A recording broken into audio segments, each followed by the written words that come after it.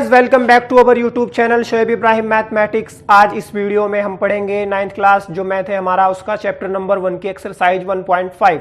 Exercise 1.5 का हम दूसरा क्वेश्चन करेंगे। दूसरा जो क्वेश्चन है यह है, निम्नलिखित प्रत्येक व्यंजक को सरल कीजिए। नीचे व्यंजक दिए हुए हैं, इन्हें हमें सरल करना है, यानी इनकी गुणा करनी है। यहाँ पर कैसे होगी इसकी गुणा? सबसे पहले हमें क्या करना है, ये जो 3 दिया हुआ है इसकी पहले 2 के साथ, फिर इस 2 के साथ गुणा हम करेंगे, यानी 3 गुणा 2, 3 की गुणा 2 के साथ, फिर 3 की गुणा अंडर रूट 2 के साथ, फिर प्लस, फिर अंडर रूट 3 की अंडर रूट 3 गुणा 2, और फिर इसी अंडर रूट 3 की अंडर रूट 2 के साथ गुणा हम कर देंगे। इसके बाद क्या होगा? गुणा करने के बाद ये हो जाएगा हमारा 3 दूनी 6, और ये हो जाएगा 3 अंडर रूट 2, और फिर 2 अंडर रूट 3, और फिर ये दोनों क्या है? रूट के अंदर है, तो इनकी गुणा रूट के अंदर ही होगी। ये होगा रूट के अंदर 3 दूनी रूट 6। अब इसमें क्या करना है, अगर एक जैसी संख्या, एक जैसी संख्या का मतलब जैसे यहाँ पर क्या है, रूट 2 वाली संख्या है, अगर आगे कोई रूट 2 वाली संख्या होगी तो उसे इसके साथ जोड़ या घटा देंगे, लेकिन यहाँ पर रूट 2 वाली एक ही संख्या है, अंडर रूट 3 वाली एक ही संख्या है, रूट 6 वाली एक ही संख्या, इसलिए इसमें कुछ भी जुड़ेगा नहीं और यही हमारा आंसर होगा। इसके बाद करते हैं हम इसका सेकंड पार्ट। सेकंड पार्ट क्या है इसका? 3 plus under root 3, 3 minus under root 3, 3 plus under root 3, यानी 3 प्लस अंडर रूट 3 और 3 माइनस अंडर रूट 3। इसमें क्या करना है? गुणा करनी है। अब यहाँ पर क्या हमें दिखाई दे रहा है, यहाँ एक बार ये दोनों जुड़ रहे हैं और एक बार घट रहे हैं। इसका मतलब a plus B, A minus B वाला फॉर्मूला यहाँ पर लग रहा है, यानी A square minus B square. जब एक बार जुड़े एक बार घटे और ये दोनों ब्रैकेट क्या हो? गुणा में हो, तो इसका मतलब यहाँ पर क्या होगा? 3 का स्क्वायर और माइनस अंडर रूट 3 का स्क्वायर, यानी ये हो गई हमारी a, ये हो गई हमारी b। तो 3 का स्क्वायर क्या होता है? 3 तिया 9, और अंडर रूट 3 के ऊपर जब अंडर रूट वाली किसी भी संख्या के ऊपर स्क्वायर यानी कि घात 2 होगी तो उसका अंडर रूट हट जाएगा। यहां बचेगा हमारे पास 3, और 9 में से 3 गए, हमारा बचता है 6। ये आ गया हमारा आंसर।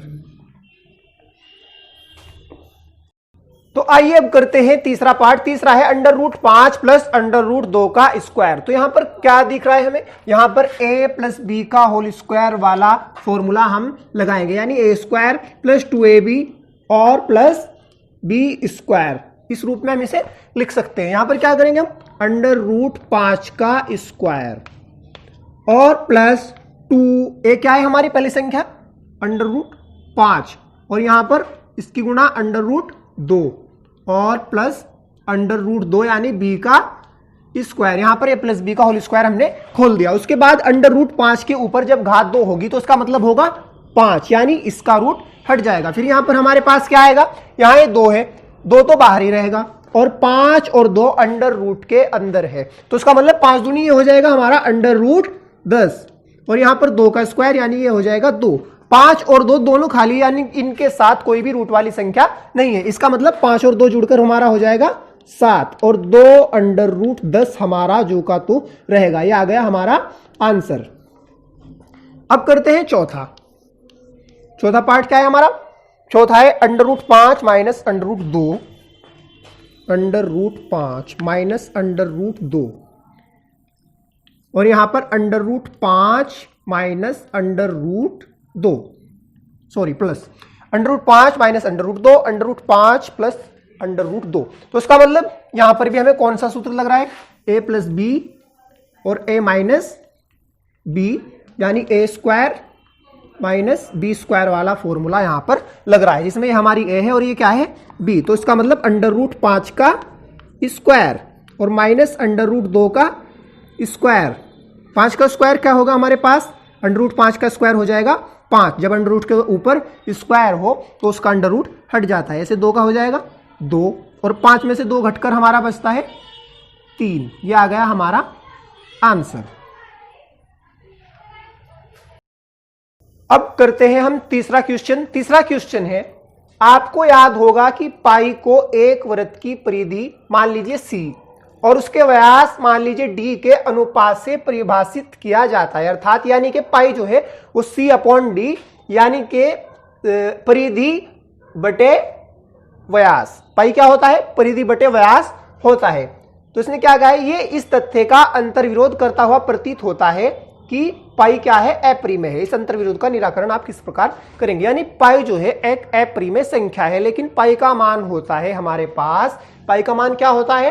परिधि बटे व्यास। तो परिधि बटे व्यास जो आता है वो हमारे पास एक मान आ जाता है जो अपरिमेय नहीं है। तो ऐसा क्यों है? ऐसा इसलिए है क्योंकि जब भी हम किसी वृत्त की परिधि निकालेंगे तो उसका एक सन्निकट यानी उसके बिल्कुल नजदीकी मान C/D का हमें प्राप्त होता है। क्योंकि हम किसी भी लंबाई को अगर नापेंगे किसी स्केल या किसी दूसरे तरीके से तो उसका एक सन्निकट मान हमें प्राप्त होता है। इसलिए हमें पाई का जो मान है C/D का जो मान है वो अपरिमेय प्राप्त नहीं होता, परिमेय होता है, क्योंकि वो मान बहुत ही सन्निकट होता है। तो इसका जवाब में हम लिख देंगे इसका कोई अंतर्विरोध नहीं है। याद रहे कि जब कभी भी एक स्केल से या किसी अन्य तरीके से लंबाई मापते हैं तो आपको केवल सन्निकट परिमेय मान प्राप्त होता है, उसका एक नजदीकी मान प्राप्त हो जाता है। अतः ये अनुभव नहीं कर पाते कि C और D अपरिमेय है, इसलिए हमें C और D अपरिमेय महसूस नहीं होते।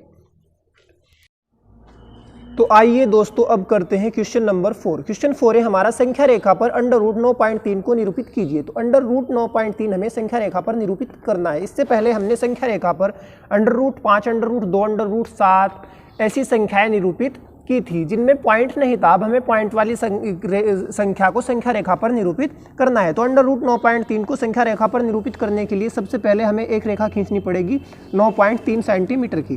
तो सबसे पहले क्या करेंगे? हम एक रेखा खींचेंगे 9.3 सेंटीमीटर की।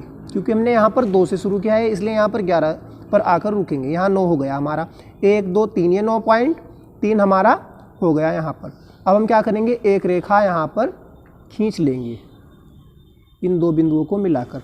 ये हो गई हमारी रेखा 9.3 सेंटीमीटर। इस बिंदु को A मान लेंगे और इस बिंदु को मानेंगे हम बिंदु B। इसके बाद इस रेखा को 1 सेंटीमीटर तक आगे बढ़ा लेंगे। जो हमने रेखा खींची है इसे 1 सेंटीमीटर आगे हम क्या करेंगे? बढ़ा लेंगे। यहाँ से 1 सेंटीमीटर, ये हो गई हमारी 10.3 सेंटीमीटर की। इस बिंदु को हम मान लेंगे C। ये बिंदु हो गया हमारा C। अब इसके बाद क्या करना है हमें? इसके बाद हमें इस रेखा का मध्य बिंदु ज्ञात करना है। मध्य बिंदु ज्ञात करने के लिए हम क्या करेंगे? प्रकार में कुछ दूरी भरेंगे, आधे से ज़्यादा। इस रेखा का जो आधा है उससे ज़्यादा, यानी ये 10.3 की है, यानी 5.2 से थोड़ी सी ज़्यादा की दूरी हम भर लेंगे।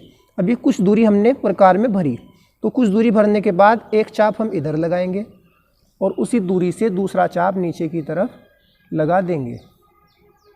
इसके बाद दूसरी तरफ हम अपने प्रकार को रखेंगे दूसरे बिंदु पर और वहाँ से हमें क्या करना है? इस चाप को काटना है। ये रखा हमने दूसरे बिंदु पर।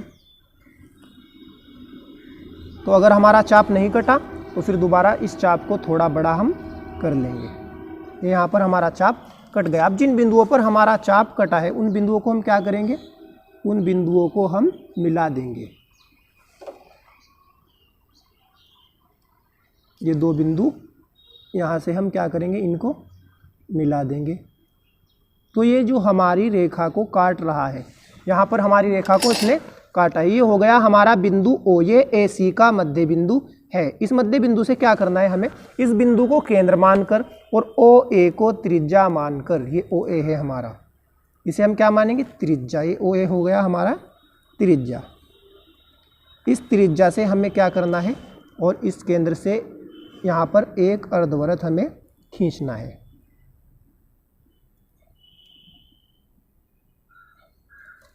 ये खींच लिया हमने अर्धवृत्त। अब अर्धवृत्त खींचने के बाद यहाँ पर जो हमने बिंदु B लिया था, इस बिंदु पर हमें एक शीर्ष लंब यानी 90 डिग्री का कोण बनाती हुई एक रेखा खींचनी है। बिंदु B पर बनाना है हमें 90 डिग्री का कोण। तो 90 डिग्री का कोण बिंदु B पर हम बनाएंगे। यहाँ पर हो गया ये हमारा 90 डिग्री का कोण। इसे यहाँ पर क्या करेंगे? मिला देंगे। तो जब हम इसे मिलाएंगे ये यहाँ पर इसे अर्धवृत्त को काटेगा। ये होगा हमारा बिंदु D। तो BD हो गया हमारा √9.3 सेंटीमीटर। लेकिन ये संख्या रेखा पर नहीं है। इसे हमें संख्या रेखा पर लाने के लिए क्या करना पड़ेगा? अपनी इस संख्या रेखा को जो हमने खींची थी थोड़ा आगे तक बढ़ा लेंगे। इसे बढ़ाएंगे हम थोड़ा आगे। आगे बढ़ाने के बाद अब क्या करेंगे हम, इस बिंदु बी को केंद्र और डी को बी डी को त्रिज्या मानेंगे। बिंदु बी को केंद्र और बी डी को त्रिज्या मानकर हम क्या करेंगे, एक चाप लगाएंगे। यहाँ पर लगाएंगे हम एक चाप। ये हमारी जो संख्या रेखा है इसे बिंदु ई पर काटता है। इस बिंदु को हम नाम देंगे ई। तो ये हो गया हमारा बिंदु ई। तो बी से ई तक की जो हमारी दूरी होगी वो होगी √9.3 सेंटीमीटर। बी से ई तक की हमारी ये जो दूरी है ये है √9.3 सेंटीमीटर। तो हमारा बिंदु बी को हम 0 मान लें, ये हमारा 1 हो गया, और यहाँ पर ये बिंदु हो गया हमारा √9.3 सेंटीमीटर। इस प्रकार हम किसी भी पॉइंट वाली संख्या को संख्या रेखा पर निरूपित कर सकते हैं। क्वेश्चन 5 करेंगे अब हम। क्वेश्चन 5 है, निम्नलिखित के हरों का परिमेयकरण कीजिए। यानी जो यहाँ पर हमें ये व्यंजक दिए हुए हैं इसमें क्या है, जो इसके हर है ये नीचे लिखे हुए ये क्या है, अपरिमेय है। यानी ये है अंडर रूट के अंदर ये अपरिमेय है, ये अपरिमेय। तो इन सभी हरों को हमें परिमेय बनाने हैं। तो परिमेय बनाने के लिए क्या करना पड़ेगा, यहाँ पर ये 1/√7 है।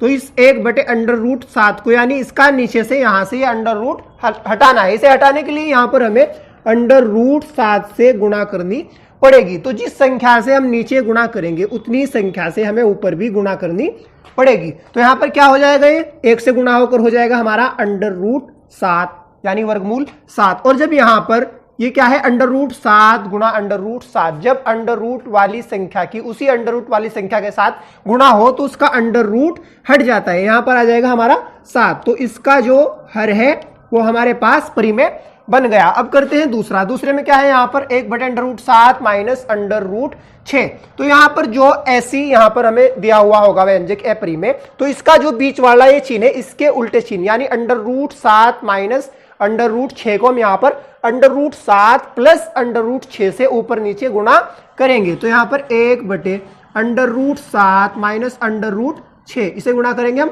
√7 प्लस √6 से ऊपर और √7 प्लस √6 से नीचे। तो गुणा करने पर क्या होगा हमारा, ये नीचे वाला हमारा एक फॉर्मूला एक सूत्र बन जाएगा। क्या सूत्र बनेगा, एक बार जुड़ रहे हैं एक बार घट रहे हैं। इसका मतलब a² यानी √7 का स्क्वायर और माइनस √6 का स्क्वायर हमारे पास बन जाएगा। और ऊपर 1 से गुणा होकर ये रहेगा जो का तो √7 प्लस √6। तो इसका क्या करेंगे अब हम, √7 प्लस √6 को जो का तो लिखेंगे। नीचे क्या होगा हमारा, √7 के ऊपर स्क्वायर है तो ये बन जाएगा 7, इसका यानी कि अंडर रूट हट जाएगा। फिर माइनस √6 के ऊपर स्क्वायर, इसका भी हट जाएगा। और यहाँ पर 7 में से 6 घटाकर हमारा बचता है 1। तो √7 प्लस √6/1। तो इसका जो हर है वो परिमेय हो गया। आइए अब करते हैं तीसरा पार्ट। तीसरा क्या है हमारा, यहाँ पर देखो √5 प्लस √2 है। तो उसमें ऊपर नीचे हम √5 माइनस √2 से गुणा करेंगे यानी इसके उल्टे चिन्ह से। यहाँ पर हम लिखेंगे √5 प्लस √2 और इसके उल्टे चिन्ह यानी √5 माइनस √2 से ऊपर जितने से नीचे गुणा करनी है उतने से ही ऊपर भी हमें गुणा करनी है। तो यहाँ पर क्या हो जाएगा हमारा, नीचे √5 का स्क्वायर और माइनस √2 का स्क्वायर और ऊपर 1 से गुणा होकर √5 माइनस √2। तो यहाँ पर क्या होगा, √5 माइनस √2 जो का तो 5 का √5 का स्क्वायर आ जाएगा 5 और √2 का स्क्वायर आ जाएगा 2। 5 में से 2 हम घटा देंगे, √5 माइनस √2/5 में से 2 गया 3 हो गया हमारा परिमेय। यहाँ पर भी हर का परिमेयकरण हमने कर दिया है। आइए अब देखते हैं लास्ट वाला। लास्ट क्या है, 1/√7 माइनस 2।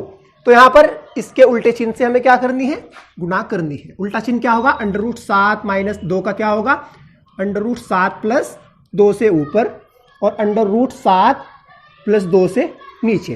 तो उसके बाद क्या हो जाएगा हमारा, ऊपर हो जाएगा √7 प्लस 2 और नीचे होगा √7 का स्क्वायर माइनस 2 का स्क्वायर, √7 प्लस 2 और यहाँ इसका स्क्वायर का मतलब 7 और माइनस 2 का स्क्वायर, इसके ऊपर रूट नहीं है, ये खाली बिना रूट का है। ये 2 का स्क्वायर हो जाएगा, 2 दूनी 4। तो √7 प्लस 2 और 7 में से 4 गए, यहाँ बचता है 3। तो इसके हर का परिमेयकरण हमने कर दिया है। तो ये हो गए हमारे चारों सवाल। तो ये हमारी जो एक्सरसाइज है 1.5 ये यहीं पर समाप्त होती है। इसके बाद अगली वीडियो में हम आपको एक्सरसाइज 1.6 पढ़ाएंगे। तब तक हमारे चैनल को देखते रहिए। अगर आपको वीडियो अच्छी लगे इसे लाइक करें, हमारे चैनल को सब्सक्राइब करें और हमारी लेटेस्ट वीडियो देखने के लिए घंटी के बटन को दबाएं। Thank you.